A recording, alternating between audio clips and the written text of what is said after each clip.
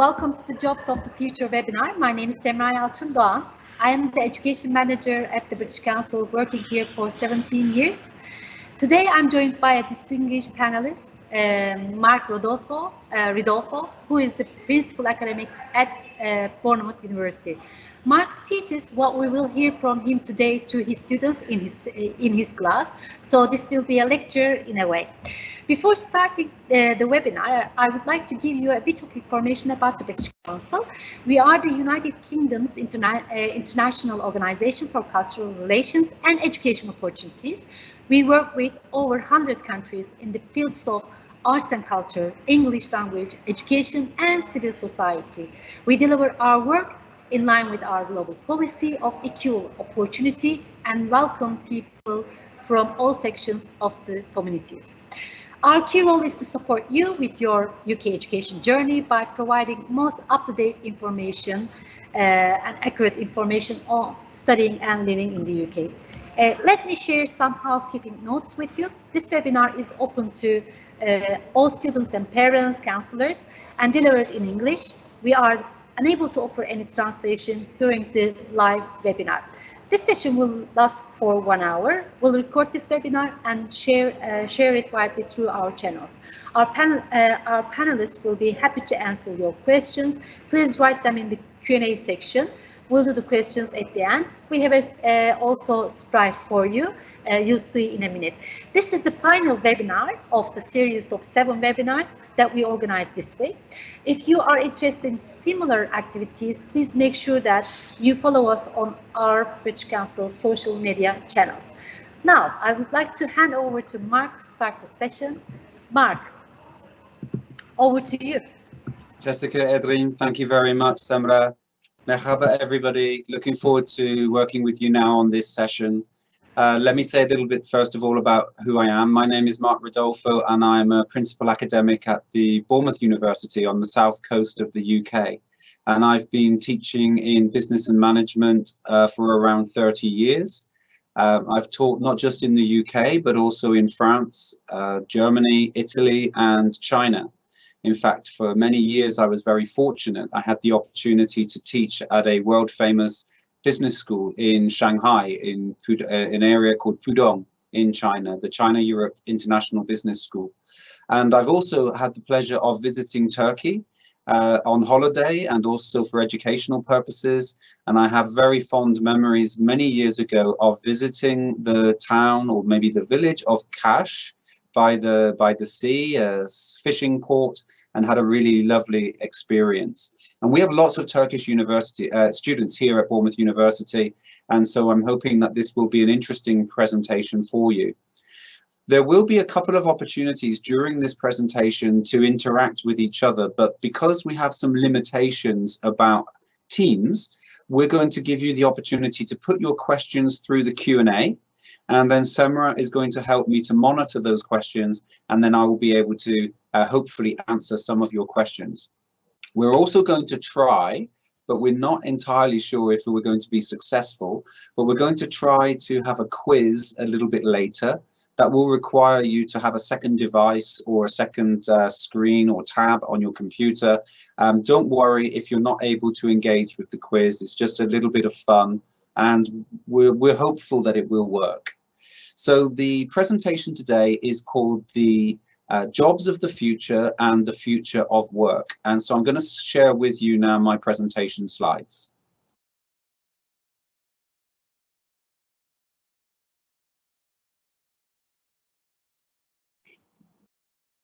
Semra, can you just reassure me that we can see the presentation? Yes. Thank you very much. And hopefully you can see I've tried something a little bit clever here. I've called the presentation 2 things: Jobs of the Future and the Future of Work. And the presentation that I've developed today was in conjunction with a colleague of mine at Bournemouth University called Rebecca Hindley.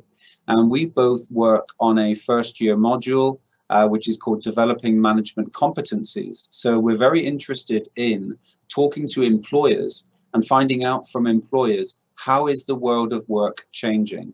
What are the things that you are looking for from placement students, interns, and graduates? And we have got very different backgrounds, myself and Rebecca. My background is primarily in education. I've worked in education for nearly 35 years in many different countries. But Rebecca's background, well, she came from a professional background. She was head of recruitment for Barclays International Global. And so she has a very senior HR background. So the combination is really very lucky for us to have. So the plan for the session today, we're going to begin by identifying some of the current and emerging characteristics of the world of work. In what ways is the world of work changing?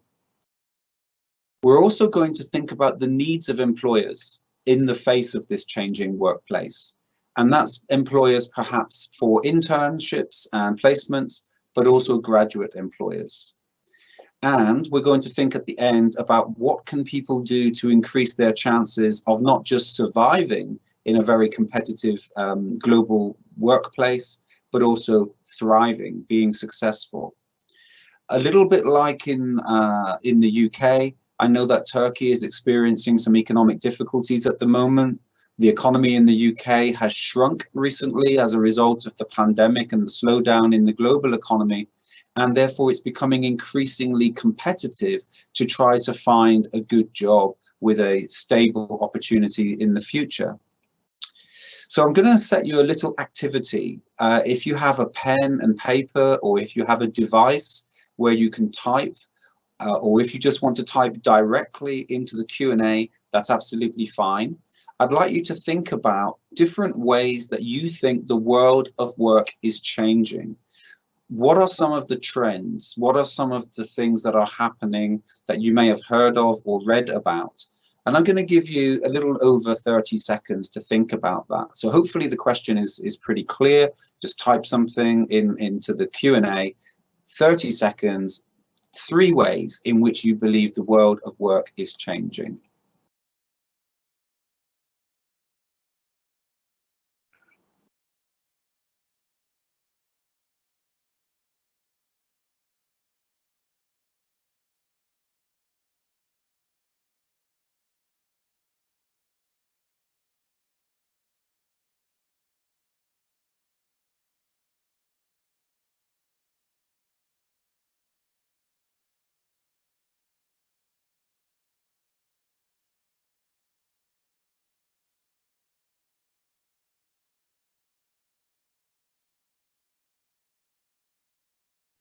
Okay, I'm just going to stop the screen share for a moment. I don't know if you were able to hear the music that I was playing at that point in time. Were you able to hear anything? No, I think you will need to include this audio sound when you share your screen. Yes. No problem. It was Next just time. a famous TV program in the UK, which is called Countdown. It's a game that involves numbers and letters. Now, I was hoping to see lots of comments in the Q&A where people had come up with some ideas. So I'm going to just give you a little bit longer because we've got 27 people attending the webinar. Don't be shy. If you don't know the word in English, maybe you can type it in Turkish and Semra can translate for us. But I just want to give you the opportunity to share with me some of your thoughts about what's happening in the workplace, because I think the things that are happening are not unique to the United Kingdom. They are global problems. Thank you. Ezra has said no limitation of time and place. I think this is a really, really good answer. I'm going to talk a little bit about this in a moment, but you're right. The combination of technology and the impact of the COVID-19 pandemic has really altered the way we perceive work and we perceive the workplace. Many of us have been working from home, and the day is not necessarily any longer 9 till 5 or 8 till 6. We're going to find ourselves, we think, having much more flexible work lives in the future. Ezra is on a roll because Ezra has come up with another answer.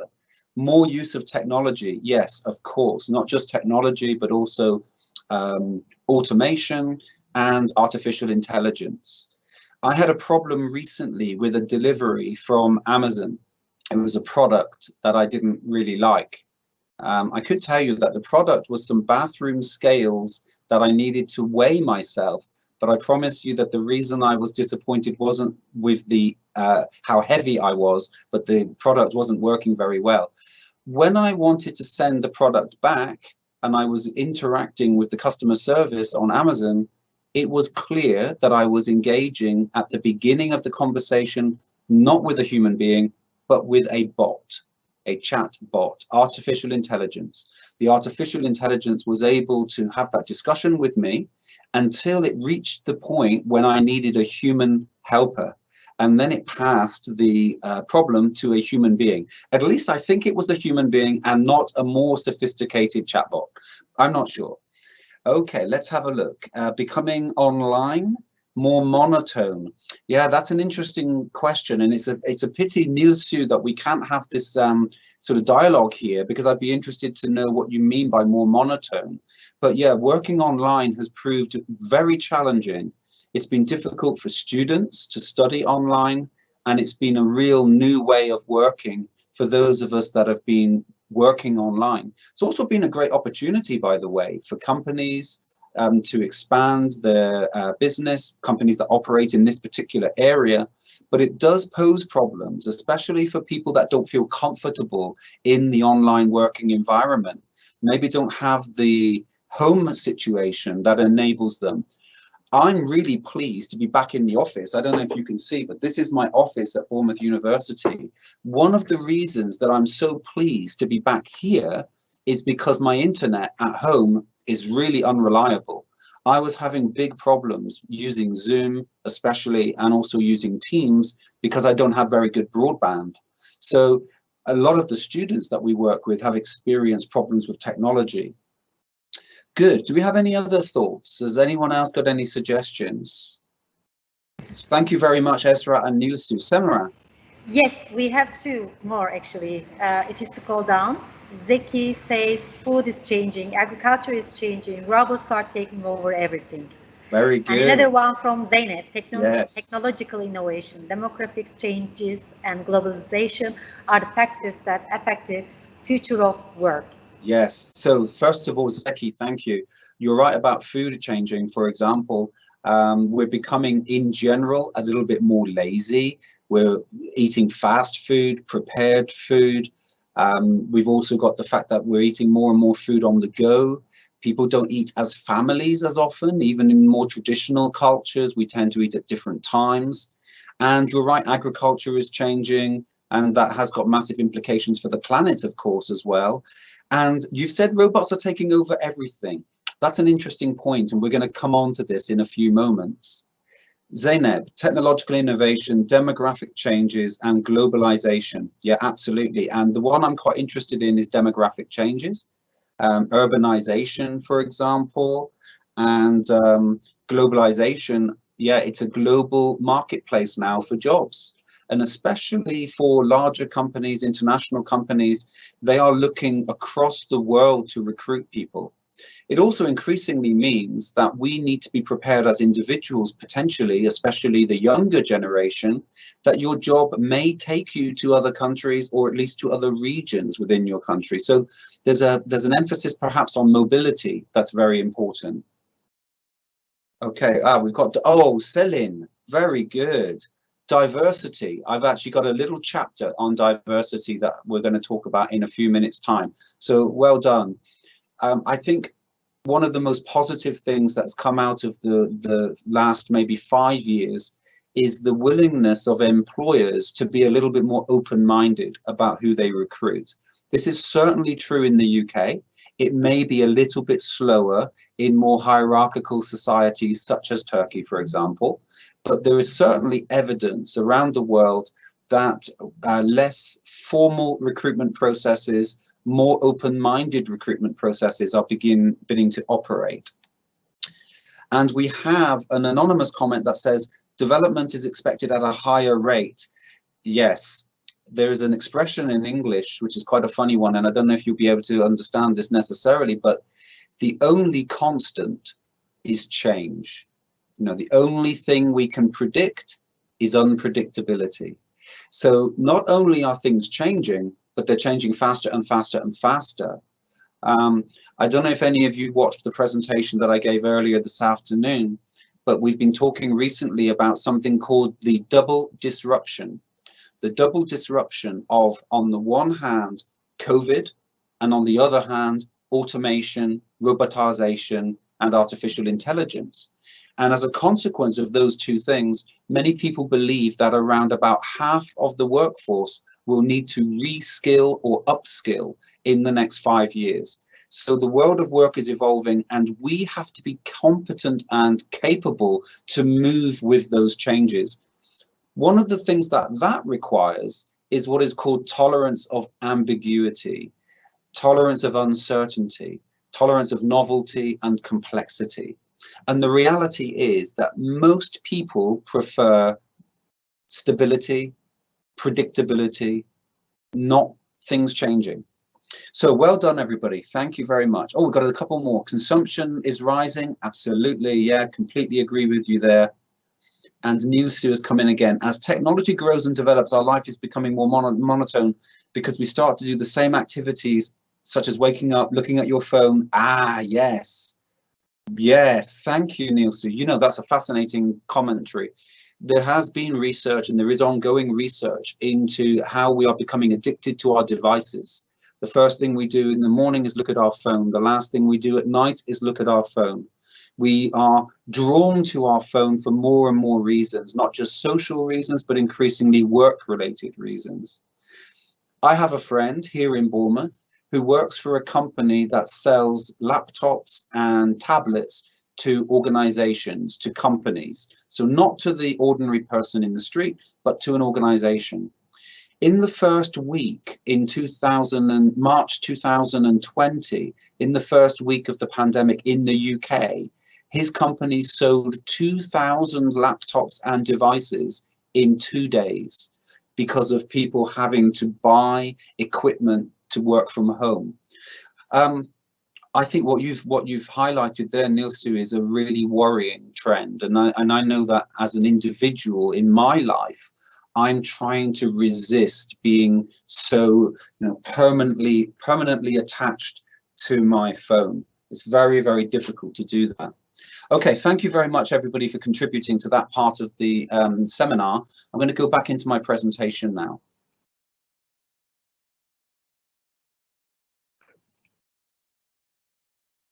So some of you talked about automation and robotization. And so one might say that the robots are coming. I think that's true, but I think it's really important to think about, at the moment anyway, what robots can do and what robots can't do. So we can talk about robocans. Robocans, well, they can certainly do automated work and repetitive tasks with precision and accuracy. That's why we've seen, of course, manufacturing in particular to be taken over almost exclusively by robots. How many cars, for example, are built by hand these days? Not very many. There's a manufacturer in the UK of luxury cars, Rolls-Royce. You probably have heard of Rolls-Royce.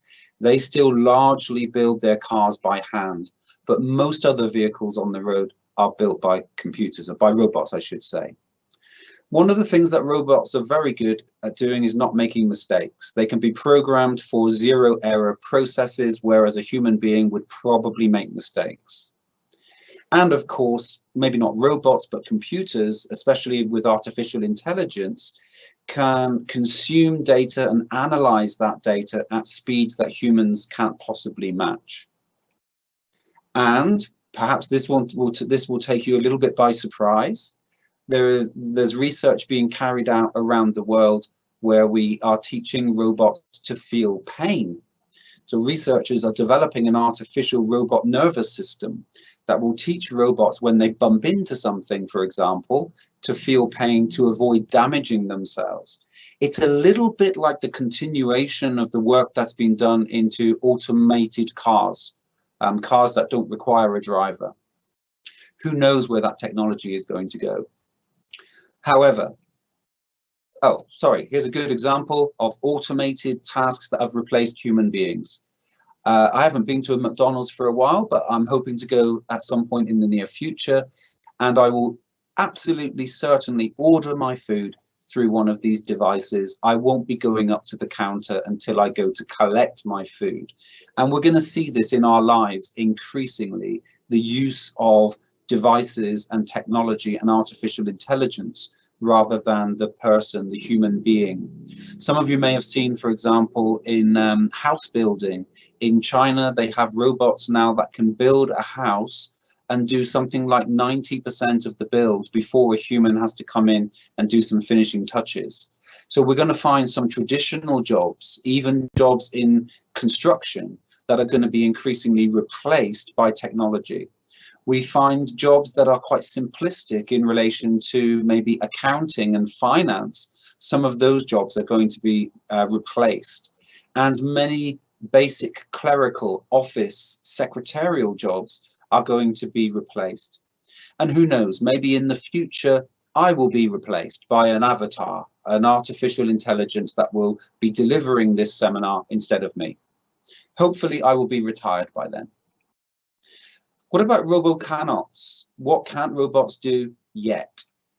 Well, they're not able to apply judgment at the moment. Judgment is a very complex trait.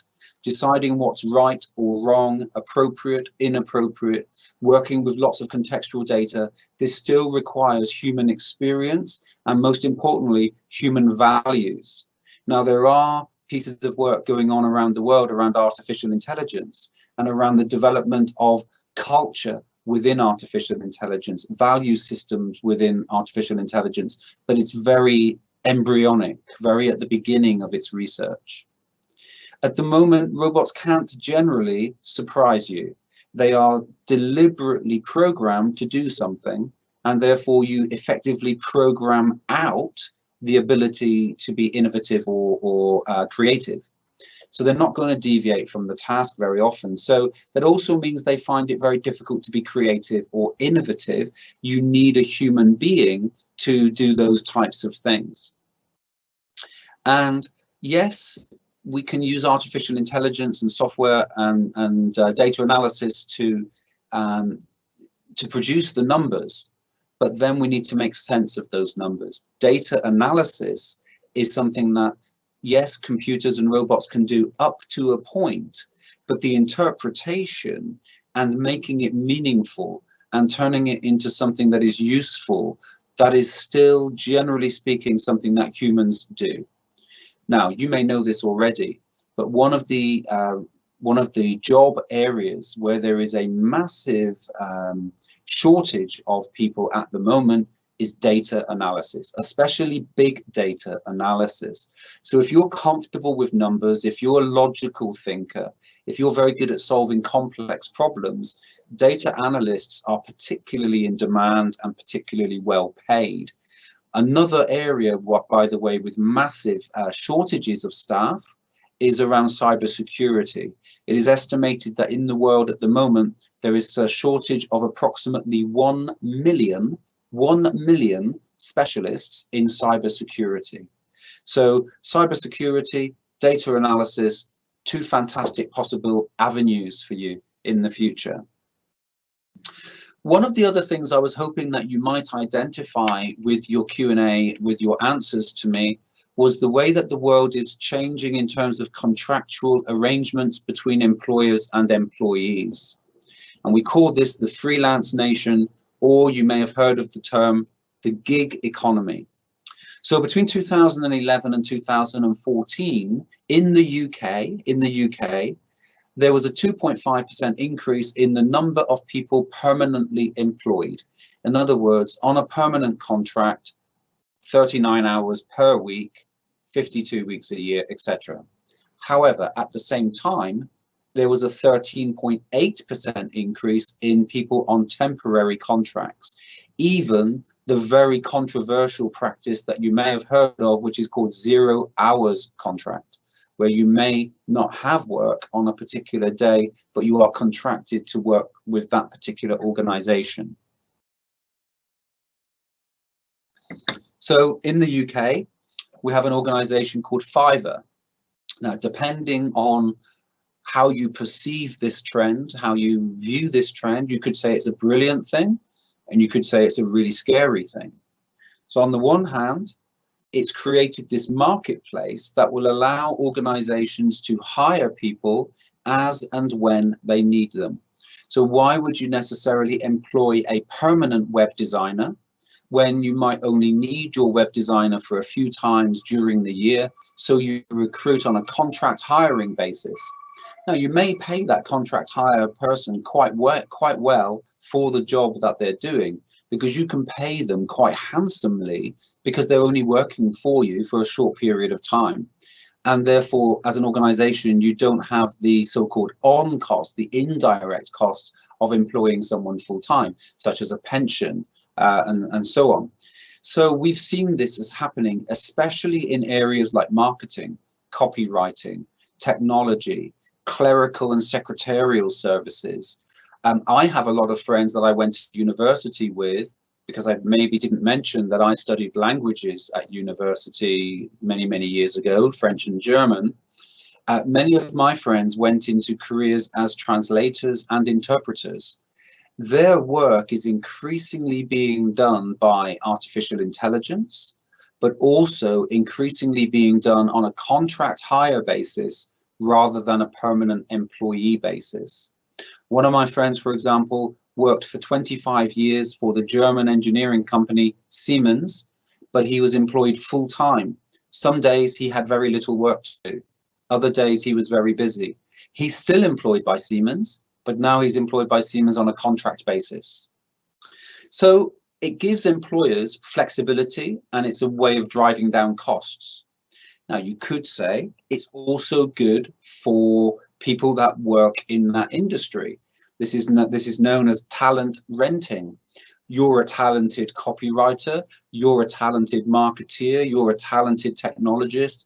You can sell your services, and you may only decide to work for 6 months of the year or 9 months of the year because the contract, the rewards are so good.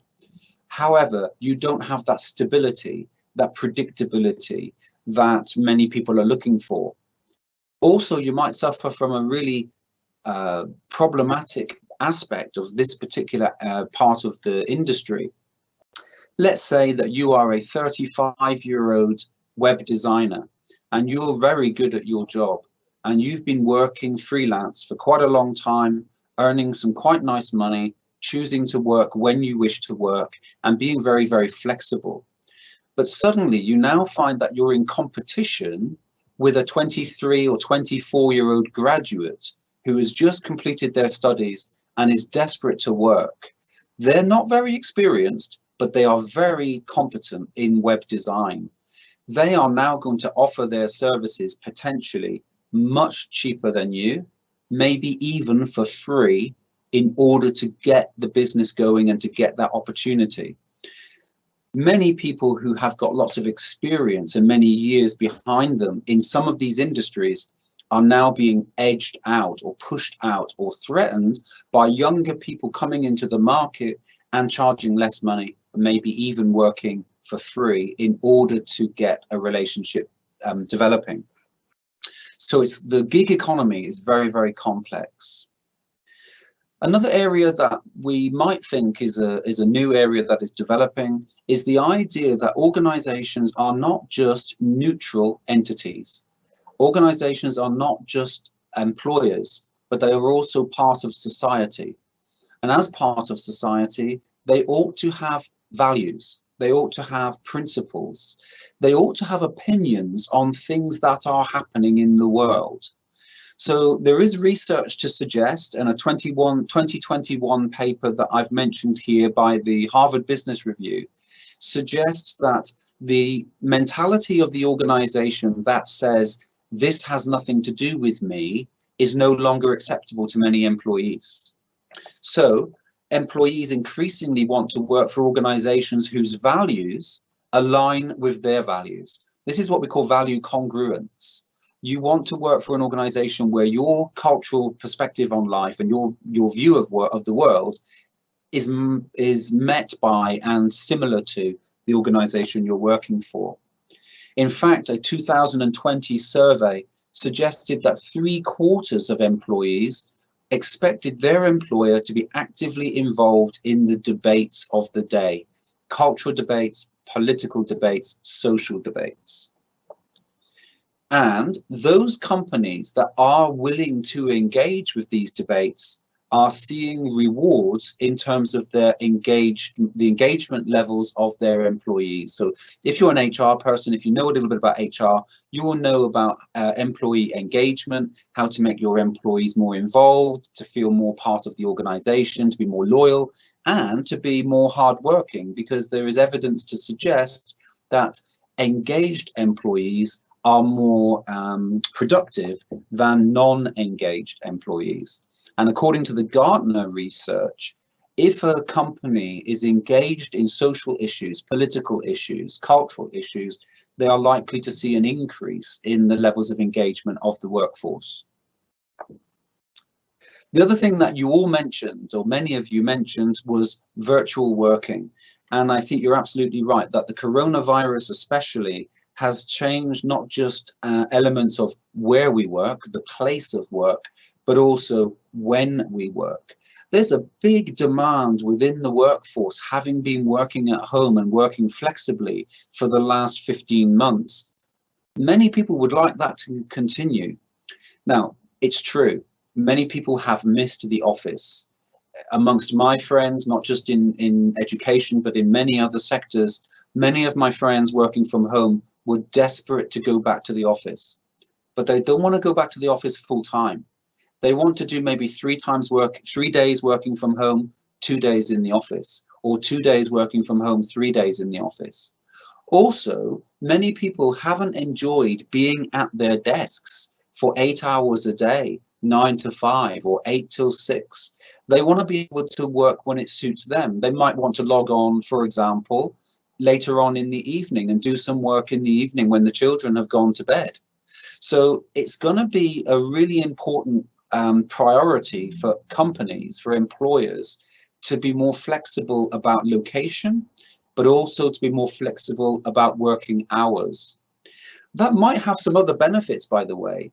I don't know about Turkey, but in the UK, the roads are ridiculously busy from around 7 o'clock in the morning to around 9:30 in the morning, and then ridiculously busy again from 4:30 till 7:30. This puts immense pressure on infrastructure. It causes stress to people that are driving or traveling on public transport. If we have a more flexible approach to working by location and by time, maybe we will take the stress out of commuting, maybe that will reduce pollution, and there will be many other intangible benefits. One of your answers mentioned diversity, and I think this was a really good thing to pick up on. I'll give you a few examples from the UK context. One of the things that has been recognized recently is that people from lower socioeconomic groups can make an amazing contribution to an organization, but they are often neglected or rejected through the recruitment process. Recruitment processes often privilege people who have high social mobility or high cultural dexterity, who are very comfortable in certain settings, such as interviews or group working tasks. And so many employers are beginning to recognize that they are missing out on a proportion of the workforce if they don't adapt their recruitment policies and if they don't have a more open-minded approach to recruitment. And so Deloitte, for example, which you may have heard of as a company around the world, Deloitte, they've recently announced that they are looking for 1,500 graduates and school leavers within the UK, but they're going to search for them and they're going to prioritize and privilege what we call in the UK contextualized data. Now, that contextualized data will largely be around ethnicity, gender, ability and disability, and also socioeconomic factors such as where that person lives. As a university, my university for many years has used a contextualized approach to recruitment so that we make sure we give people the opportunities that they might otherwise be denied. It's great to see some employers also buying into this contextualized data approach. Another area that you'd be very familiar with even if you're not that familiar with the UK or European or United States context, is that historically many organizations have been biased against people from Black and ethnic minority groups. So there are a number of organizations around the world and around the UK now that are particularly targeting underrepresented groups: women, people from an ethnic minority background, and the one that might surprise you, people over a certain age, because there has been within many markets around the world ageism, either explicit or implicit ageism, suggesting, for example, that once somebody is perhaps over the age of 50, perhaps over the age of 55, they are no longer employable. Maybe thinking that they're no longer able to train or able to learn. Well, that's pretty scary for me, because I'm in that age bracket and I'd like to think that I still have a pretty significant contribution that I can make, not just to my current employer, but potentially to future employers. Barclays is one of the companies that has recognized this disadvantage around having ageist recruitment policies. And then going one step further, the BBC television channel, the independent television channel, Channel 4, recently launched what they call a diversity charter. And this has set specific targets so that they can recruit people from underrepresented groups. And this includes a target to recruit 6% of their workforce initially from the LGBTQ+ community. So I think what all of those organizations are trying to do is make themselves more attractive, make themselves more inclusive and diverse, because if you do that, you are likely to attract more talent that you would otherwise miss through a more narrow recruitment process. And then this is one that maybe those of you who have a background in HR, who have an interest in HR, you may have thought about this. But isn't it interesting how over the last year, 15 months perhaps, employers around the world have had to become more interested in their employees' home lives. So managing the life experience as well as the work experience is reckoned to be a trend that is going to continue into the future. So business leaders now, business managers now have much more visibility about people's personal lives. Have they got children or not? Have they not got children? What type of accommodation do they live in? Have they got access to technology? Are they secure in their mental health living in that type of environment?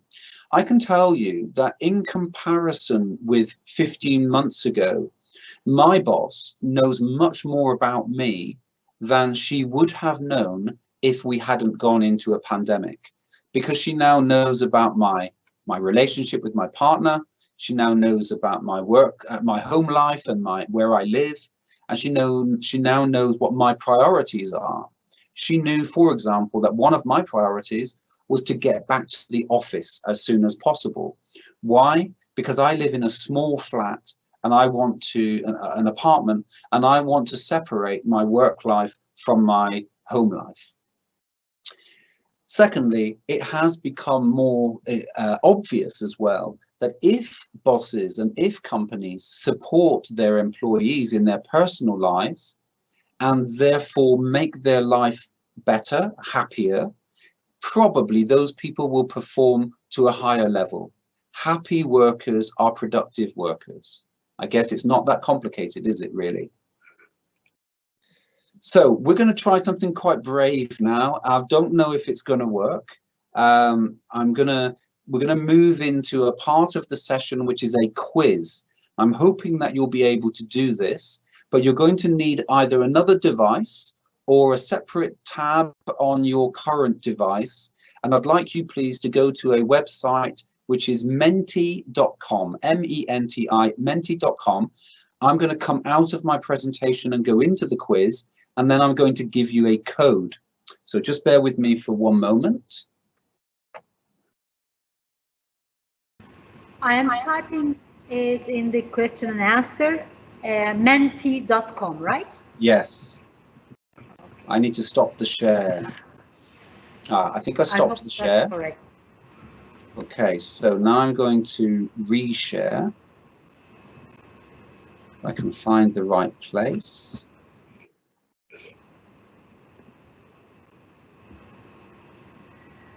So Menti is just generating the code. Now, can you see that, Samra? 960731. Let me see. Are you able to see jobs of the future of future of work? And yes, then here at the top, 960731. It's too small for me. 960731. Could you please check in the question and answer section? Yeah, I'm just going to move you onto my other screen.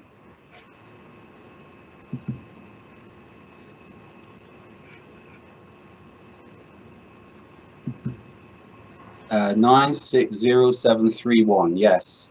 Is the link correct as well, just in case? The website is menti.com. Oh, menti.com. Sorry. menti.com.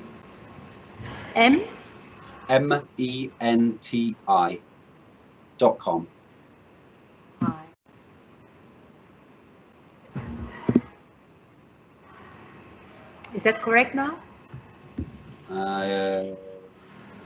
Yes. Okay.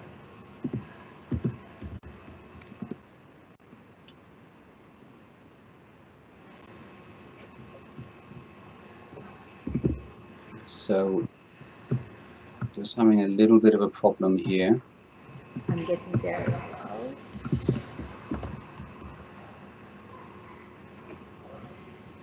I'm in. You're in. Yeah. Now the weird thing is I'm not in. Oh.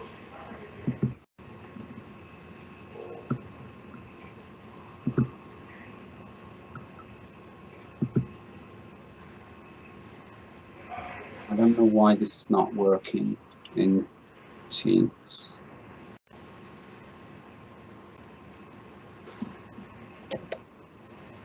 Yeah, so I've got 8 people.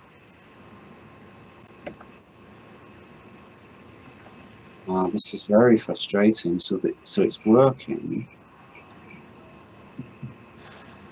I'm just going to unshare for a moment and try and get it working.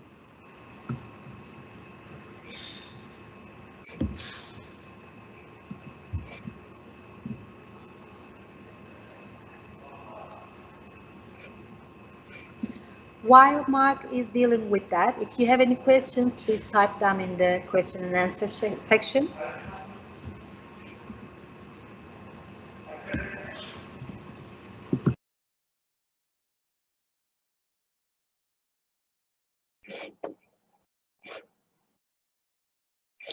Okay, we're going to try it now. Let me see if you can now see the question. The first question, which of these workplace phenomena have been accelerated by the COVID-19 pandemic?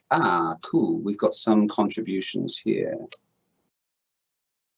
So I'll give you a little bit of time for,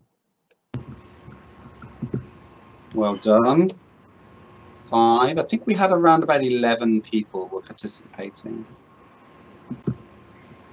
I'll just give you a little bit more. Am I screen sharing, by the way? Let me check. Not yet. No. Okay. Not yet.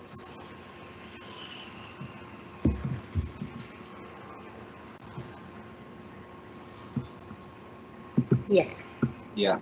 Okay, cool. Right, so well done. We've got 11 people that have contributed here, 13 now.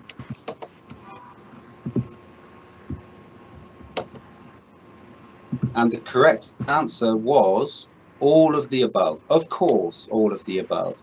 Increasing digitalization, increasing degree of automation, flexible working, restructuring, reskilling and upskilling.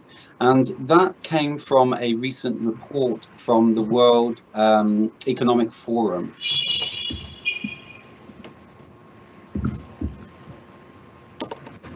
What seems to be a difficulty here Semra, is it's not allowing me to play the quiz whilst I'm screen sharing, which is really frustrating. You can take it out now if you like. Yeah.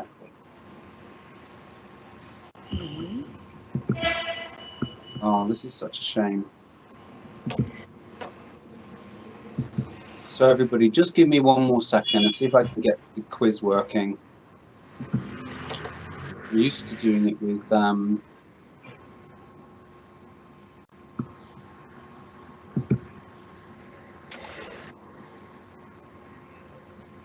I think we're going to have to do this maybe one slide at a time. Sure.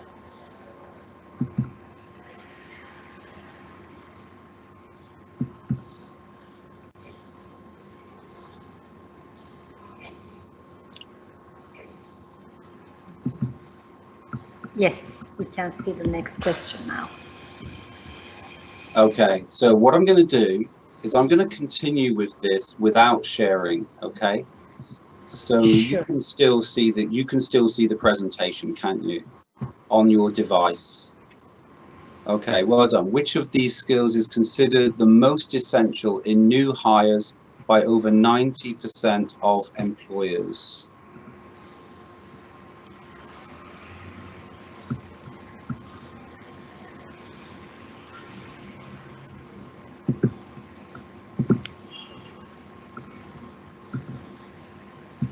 Ability to work effectively with others is coming up as a very popular answer. Well done. Okay, so the correct answer was the ability to work effectively with others.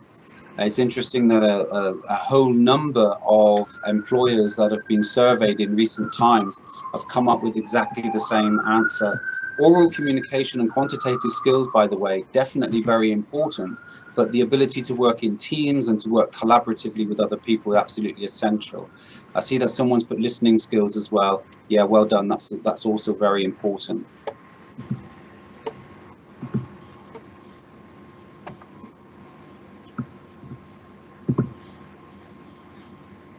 I think what's happened, Summer, is for some reason the quiz isn't operating in the way that it would normally. I'm having to keep going back out of the quiz, but hopefully it should still be okay. Sure.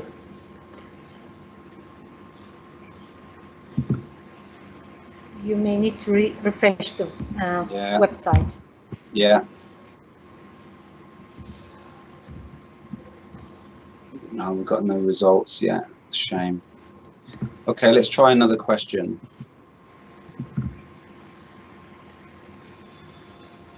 Ah, that's interesting. So now, so there's something very strange going on. I don't know what it is. It's not working in the way that it would normally work. So just give me a second.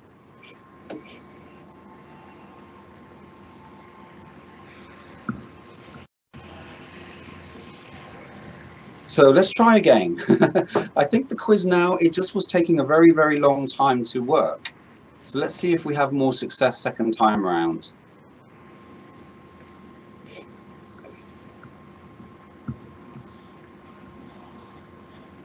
Oh, well done. So lots of people got the correct answer with that one. According to the World Economic Forum 2020 Future of Jobs report, which was these the most valued? And of course, it was all of these. So well done.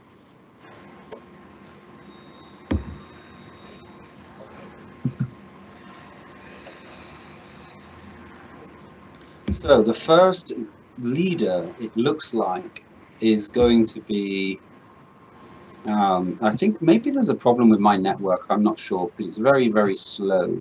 We should be able to see who's the winner here. Now, it's very slow and I'm not sure entirely why.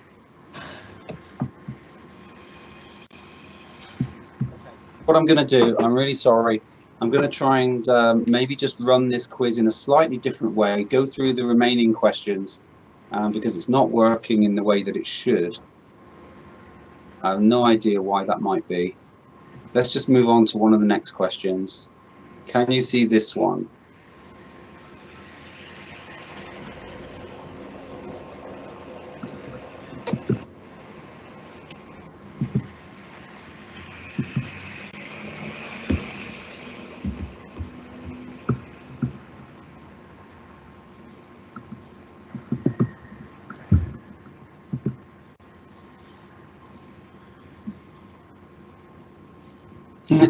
Of course, we talked about that a few moments ago, didn't we? Well done.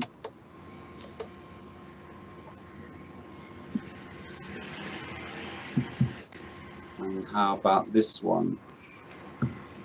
I don't know if you can see that.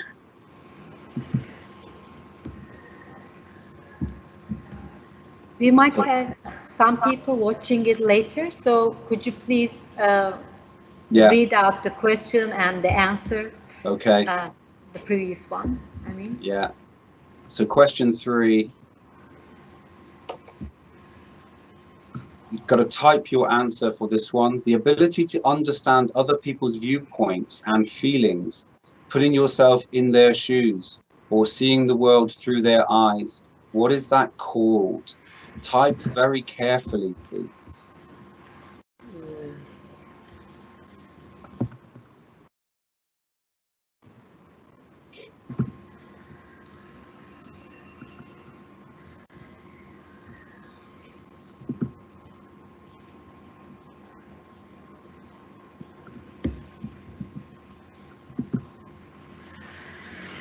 Okay, well done. So lots of you put empathy, and the person who didn't quite get the spelling correct, I know what you were looking to say. You were definitely wanting to say empathy. Well done.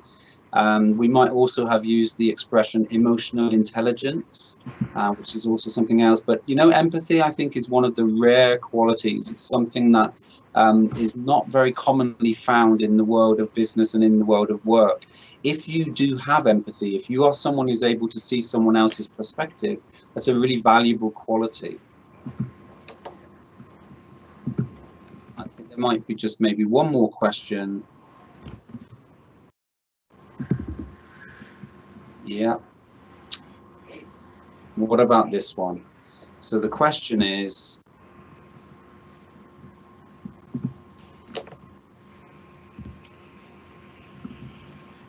the quality of being a reflective learner who is able to internalize and act upon feedback is known as what?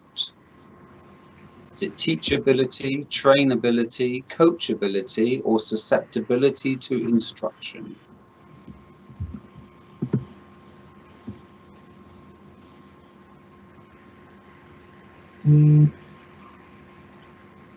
Okay, well done. The correct answer is coachability. All of them are possible answers. You know, they're all credible, but coachability is the term that's used. Obviously, the term has come from the world of sport, and is increasingly about people's ability to receive feedback, to not be too negatively affected by that feedback, to recognize that it's within good intentions and that it's going to help somebody to improve. So if you are described as a coachable person, that's a very positive piece of feedback to receive from somebody. So well done, everybody. Thank you for putting up with the technical challenges that we had there. I don't think we're going to have a final scoreboard, but I'll just check.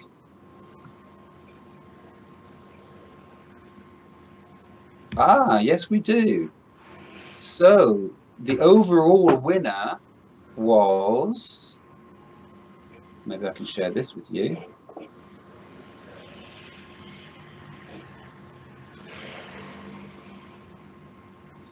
The overall winner was Zeynep, I think, or possibly Turker, yes. Turker, yes, followed by Zeynep, followed by Z, and then Semiha, and then Arif, and so on. So well done. Thank you. Well done for participating, because that was quite a challenge with the technology. Like we said earlier, technology doesn't solve every problem. So I'm going to go back to my presentation.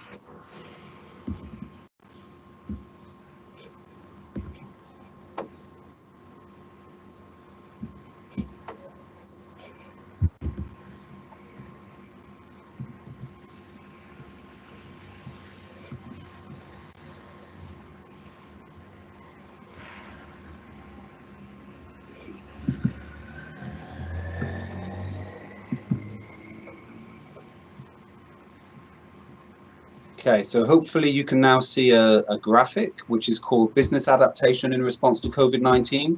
Yes, we see. So this was a survey that was conducted with employers by the World Economic Forum back in October 2020. And it was asking employers what did they intend to do as a result of COVID-19. And you can see that if you go to the bottom of the graphic, you can see that the proportion of employers that said that they were going to permanently increase their workforce, no surprise, only 1% of respondents. Temporary increases in workforce, 5%. But then we've got permanently reduce the workforce, 13%. Temporarily reduce the workforce, maybe putting people on furlough, 28%, and so on. And if we go to the other end of the spectrum, what did we find?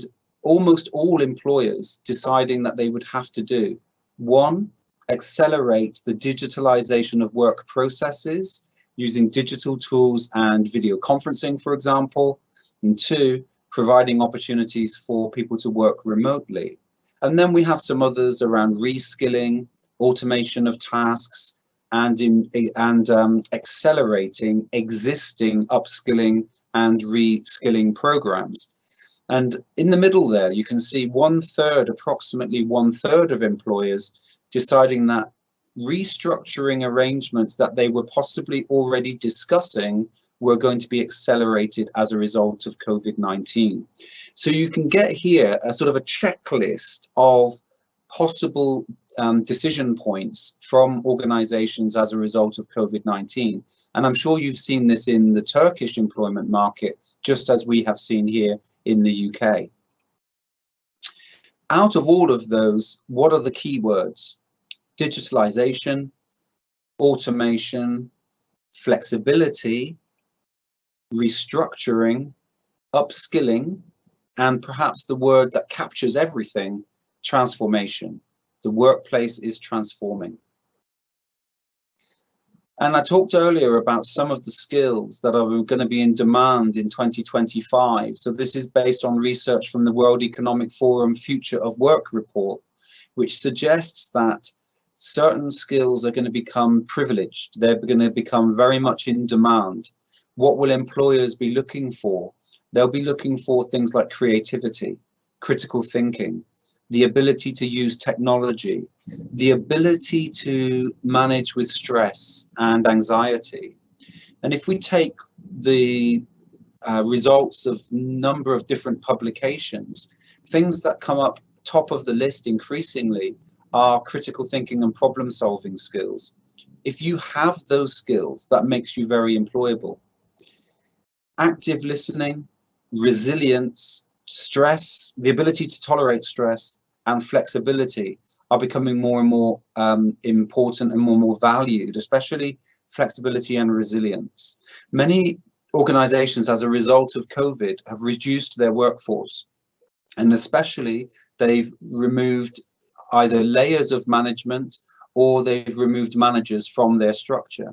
What this does is it has the impact of flattening the hierarchy, and it usually means that responsibility and authority are pushed down within the organization to people lower within the organization, and therefore that places added stress and added pressure onto people that historically may not have had so much responsibility. So the ability to manage that stress and manage that pressure is increasingly valued by employers. And as I mentioned earlier, the double disruption of pandemic and automation means that reskilling and upskilling is going to be something that is part of everyone's continuing professional development over the entire duration of their career. So when we talk about lifelong learning was a very popular topic around 20 years ago. This is really what we mean by lifelong learning, that no one is going to be able to be static. Everyone's going to have to learn and upskill themselves. Now, you may not believe it because I had some problems with the technology earlier, but during the last 6 months, 9 months, I've learned a lot about online teaching and online learning, using Zoom, using Teams, using Panopto and Mentimeter and Kahoot and Padlet and things like this. Maybe you've experienced using those as well. So what does employability look like in the 21st century? What does it mean for young people, for students, for school leavers? Well, I think there's a couple of things I would like to maybe share with you. First of all, research over the last 15 years suggests that many recruiters, especially university leaver recruiters, so graduate recruiters, are expecting to continue to experience difficulties recruiting people with the right skill set. And perhaps the most in-demand skills are teamworking, cultural awareness, leadership, and communication skills. There was a time in the past where if you were a bright student, an intelligent student, and you went to university and you came out of university with a good degree from a good university, that was normally sufficient to give you a good job. That's no longer the case. I don't think it's the case in Turkey, and it's certainly not the case in the UK. What else can you bring to the party, as we say? What else can you bring? And I think if you can bring team working skills, cultural awareness, leadership and communication skills, as well as some of those other things we talked about, that will be very, very beneficial for you. Just to give you some examples from the UK context, surveys that have been carried out with the top 200 employers in the UK, that includes companies like Marks and Spencer's, Ernst & Young, John Lewis, Bank of England, Procter & Gamble, said that team working and communication were the most important transferable skills that they were looking for. And between 2010 and 2020, those employers, around a third of those employers, failed to fill their graduate vacancies, despite an increase in the number of graduates in that period. So in the UK, a little bit like in Turkey, I think, there's been a gradual increase in the number of students going to university and the number of graduates. In the UK, just under 50% of 18-year-olds now go to university. However, the quality of students coming out of university is not increasing and improving as quickly as many employers would like. And they are looking for students that are flexible and adaptable. A lack of the right applicants was the main reason that employers gave for being unable to fill those positions. And many employers decided that rather than recruit the wrong person, they would rather recruit no one. Now, all of this sounds quite scary, doesn't it? I hope it doesn't sound too scary, especially if you're a young person, if you're 17, 18, 19, 20, 21 years old, and you're thinking about your future. It's not too much doom and gloom. There's some good news here. There's some things I can share with you. If you want to give yourself an edge, if you want to give yourself a better chance, these are some of the things you can do. Number one, try to get some work experience. It doesn't have to be full-time, doesn't even have to be paid. Voluntary work is very valued, especially because if you think about it, if you're doing voluntary work, you're making a contribution to society. You're demonstrating altruism. And this is something that many employers really value. In fact, there are some employers in the UK that have a policy that as part of your job, you have to do some voluntary work within the community. So get some work experience. Upskill yourself, identify your weaknesses. What are the things you're not good at that we've talked about today that are very valuable? Sign up for free courses. There are a huge number of free courses online that you can sign up to. Some of them from some of the world's most prestigious universities, like MIT, for example, or Harvard. So do things that don't necessarily cost money, but that are improving your skills, even if it's a relatively simple thing like Excel, for example. If and when you go to university, think about networking, but I don't mean networking who runs the best parties. I mean, join a club, join a society, develop your LinkedIn profile, have different sets of friends, not just the guys you study with, not just the guys you live with, but also maybe people that are a little bit different from you. Link and develop your network. When there are opportunities, whether it's at university, school, in life generally, don't be an observer, don't be a bystander, get involved. The next one, very important, stay informed. What's going on in the world? What's going on in the industry that you would like to work in? What are the patterns that are emerging throughout that particular industry? And maybe the most difficult one, and it's not something that you can just suddenly become overnight, it's something that takes time. But we've talked about the future being very unpredictable. We've talked about the future being quite uncertain, not just in relation to COVID and economic stability, but some of the other changes that we talked about. So being comfortable with change, being comfortable with ambiguity, complexity, novelty, if you can just go with that and not be really stressed by it, you will have a much nicer life and probably a more successful career. So, ladies and gentlemen, that's the end of my presentation. I'm going to unshare now, and then I'm happy to take some questions. So, Tessica Ejrim, and let me just come out of my presentation now. Mark, thank you very much. This was a real lecture. I took some notes, and I have a lot of questions. Okay. But I don't want to take up students' time. Let's see if we have any questions. There is one question from Esra. Maybe if you can access the question and answer section, if you go to the end, you'll see. Maybe do you know what, Esra, that's a really fantastic question. The question you've asked is, with the world changing so quickly, is the UK university system able to adapt quickly enough?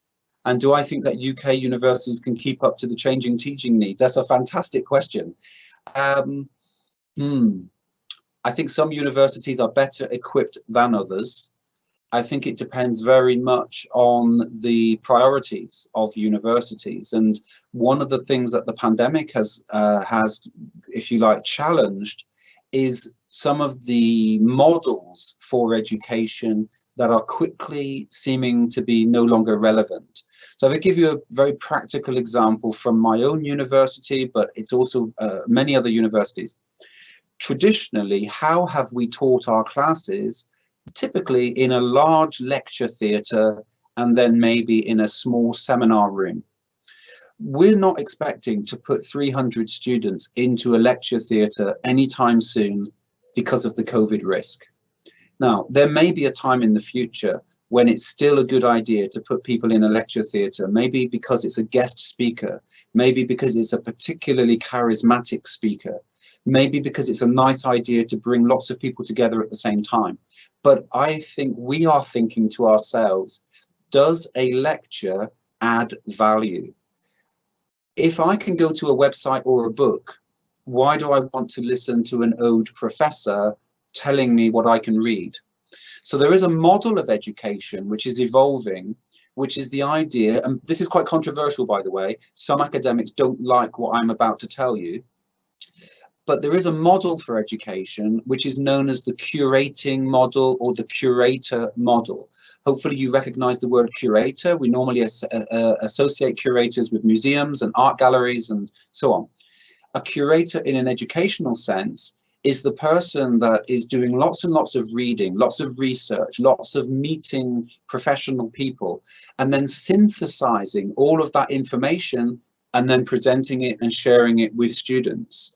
So a curator is doing the job that you would struggle to do on your own if you were just left with a computer. And I think the other thing that the academic can do that maybe not all students can do is make a judgment about what's reliable, what's not reliable, what's credible, what's not credible.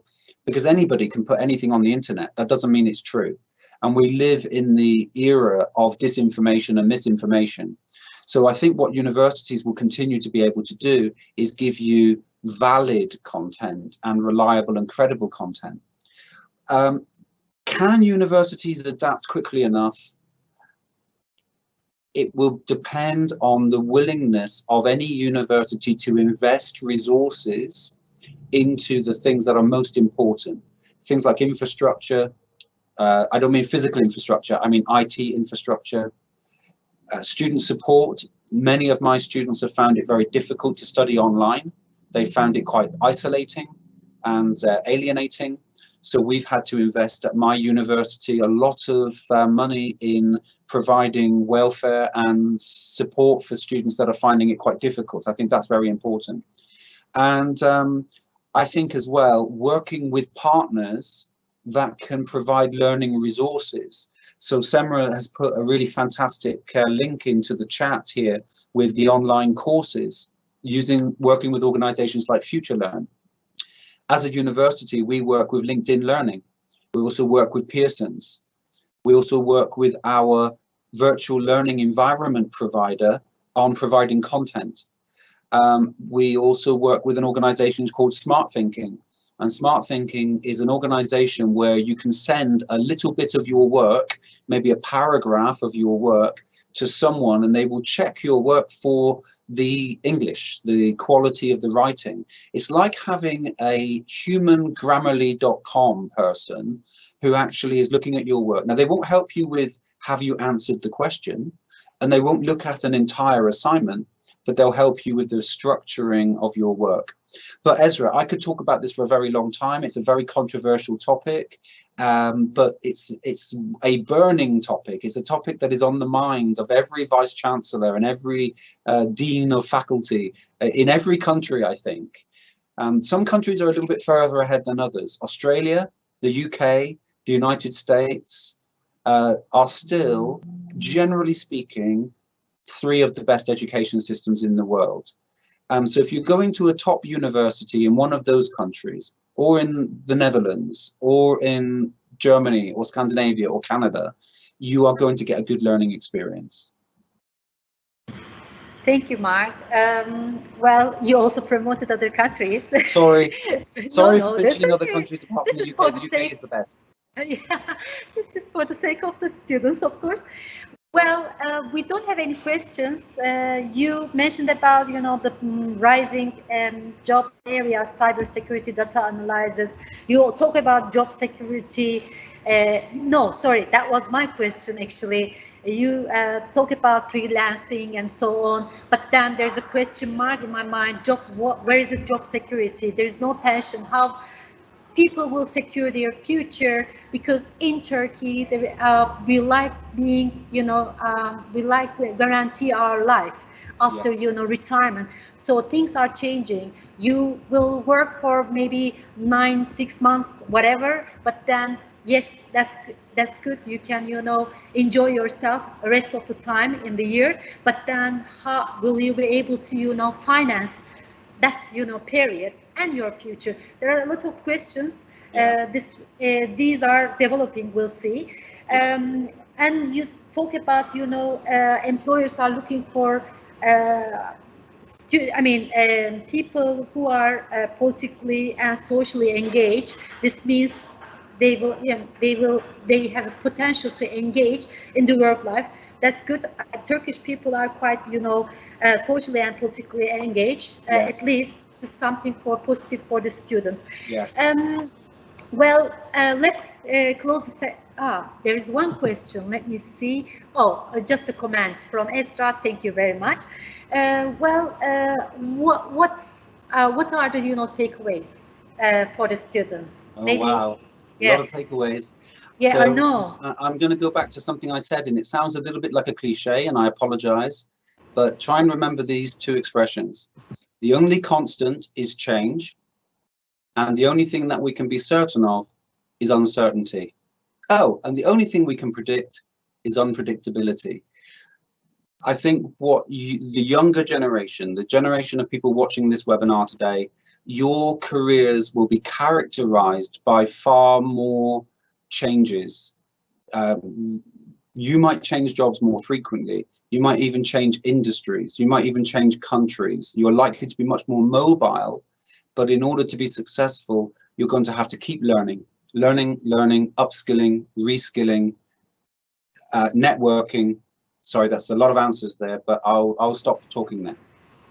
Thank you very much. We don't have any questions. That was really educating. I'll rewatch it and use some of the elements for sure. Okay. Thank you very much. Maybe we can organize similar, webinar on this subject or other subjects. We'll talk about that later on. Thank you very much. Thank you. To you and our audience.